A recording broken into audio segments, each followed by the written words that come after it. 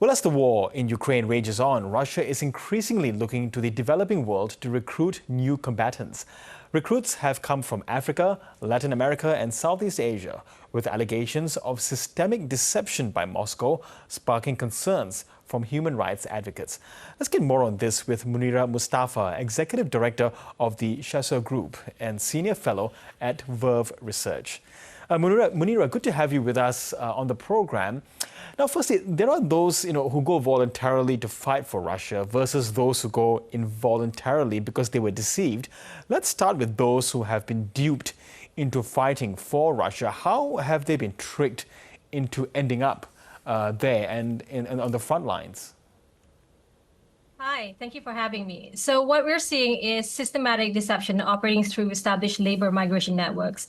Recruiters for Russia are reportedly offering salaries ranging from $750 to $2,000 per month, which in countries like Nepal or parts of Southeast Asia represents multiple times what people can earn locally. And they're also promising fast-track Russian citizenships as a gateway to Europe after just 1 year of service. But here's the critical deception.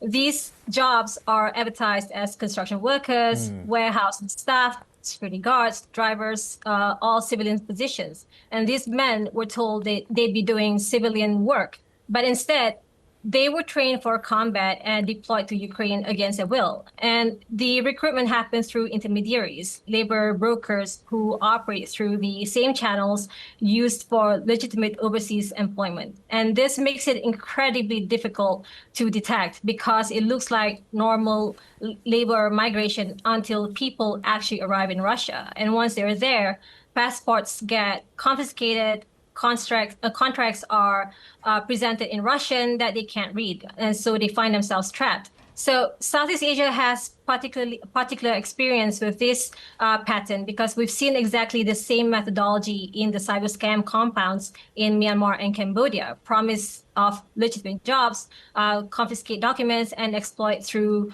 coercion. And then Russia's recruitment networks seem to have essentially adopted the trafficking playbook that Southeast Asian organized crimes has been perfecting. Yes, and so it's quite alarming that now, the war, Southeast Asia is so far away from the war between Russia and Ukraine.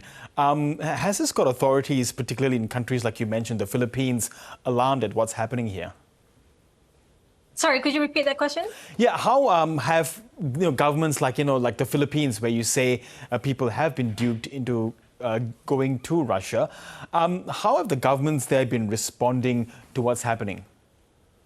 So Philippines response demonstrates that that they seem to be learning from the experience of the Myanmar experience. The authorities, recent report have shown that authorities have intercepted 2 men at Manila airport before departure to Russia, and they could have chosen to prosecute them for attempting to join a foreign military, but instead they were recognized as potential trafficking victims and they provided assistance. And I think there's some institutional learning in this case about the deceptive recruitment and false employment promises. But then when you compare that to Indonesia's response, when 2 of their former military personnel claimed that they voluntarily joined Wagner Group and posted about it on TikTok, Indonesia immediately revoked their citizenship, which is a legitimate response when citizens illegally fight in foreign conflicts that they're at peace with. So that's different from people who are trafficked under false pretenses.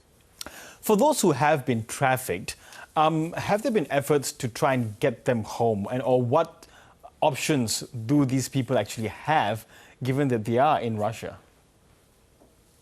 So the responses have been varied.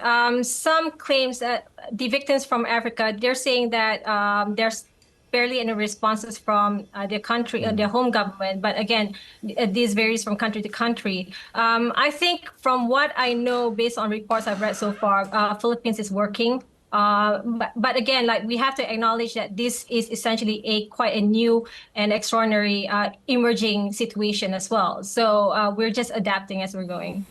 Yes, and given how far Russia is willing to go to employ, to get combatants, what does it tell us then about the manpower or the manpower situation in Russia as far as it is fighting this very long, drawn-out war with Ukraine? I would say that what we're seeing is a strategic adaptation to sustain a long war of attrition while managing domestic political risks. I mean, Russia is estimated to be currently recruiting 30,000 to 40,000 soldiers monthly, and this appears to meet their replacement needs. So it's looking like they're pursuing an attrition strategy. They're accepting high casualties while grinding forward, calculating that they can outlast Ukraine's resources. And foreign recruitment serves this by externalizing the political costs. And for instance, the September 2022 mobilization demonstrated why this is important, why this matters. When Russia attempted to draft its own citizens, over 260,000 people immediately left the country. They completely fled. And that creates political problems, particularly in Moscow and St. Petersburg, where much of Putin's support base is concentrated. So foreign casualties, they don't generate the same domestic protests. And the geographic expansion does indicate strain. The recruitment focus has shifted from former Soviet Central Asian states to South Asia, then Africa, then Latin America, which suggests that they've exhausted more accessible pools. And there's also clear quality degradation. Russia has moved from recruiting professional contractors to economically coerce civilians who receive 1 week to 1 month of training with no language support.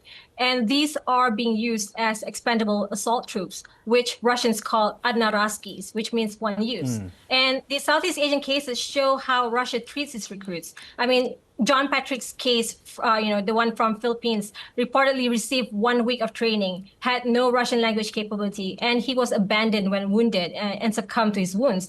That's not how you treat soldiers that you value. So this sustainability question concerns 2026 to 2027.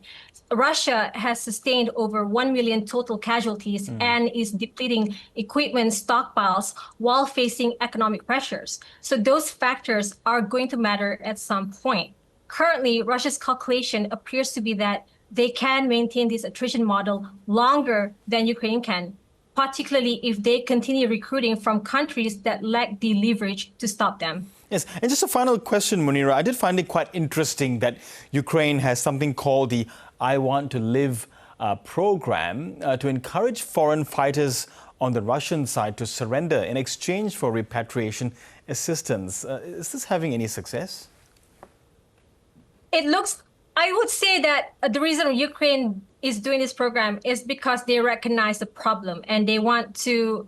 I think what we all can agree is that this is a conflict between Russia and Ukraine, and it should be maintained between them along with their allies. I mean, why outsource the recruitment to countries that have no immediate link or connections with the conflict? And I think that's a humanitarian problem. Okay, Munira, Mustaffa, really fascinating to chat with you on this. Thank you so much for your time. Thank you for having me.